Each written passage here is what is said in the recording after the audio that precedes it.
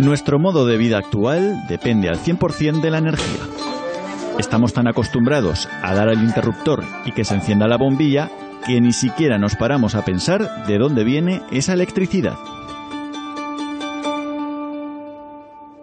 El próximo día 14 de febrero es San Valentín. Dicen que el amor mueve el mundo, aunque siendo realista, quien lo mueve es la energía.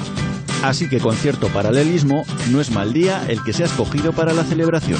Lógicamente, en el ecosemanario no nos interesa la que se obtiene con los hidrocarburos, con el carbón o con el uranio, sino solamente aquella que es limpia con el medio ambiente. En Aragón, las energías renovables han experimentado un auge importante en las últimas décadas, especialmente las que utilizan el viento y en menor medida el sol. Muchos pueblos aragoneses han sabido aprovechar estos recursos que les ha proporcionado la naturaleza. Y precisamente uno de esos pueblos ha sido Plasencia de Jalón. Aquí han sabido compaginar perfectamente la actividad tradicional compuesta por la agricultura, la ganadería y también la caza con la puesta en marcha de los parques solares por un lado y sobre todo eólicos. Más de 40 aerogeneradores podemos encontrar en este término municipal.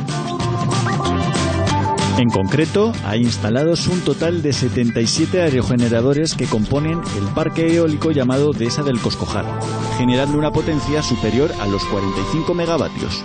Desde luego no podrían estar ubicados en mejor zona, en un altiplano, cercanos al Moncayo y abiertos al Valle del Ebro, dando fe los plasencianos del viento que corre por sus tierras.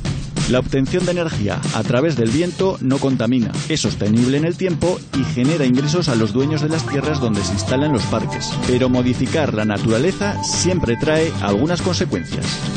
Lógicamente, la instalación de un parque eólico también genera algunos impactos negativos. El más palpable, un impacto visual. Todos los molinos que encontramos sobre el terreno. Además, también emiten bastante ruido una vez que comienzan a girar sus aspas. Y precisamente esas aspas son una trampa mortal para multitud de especies rapaces.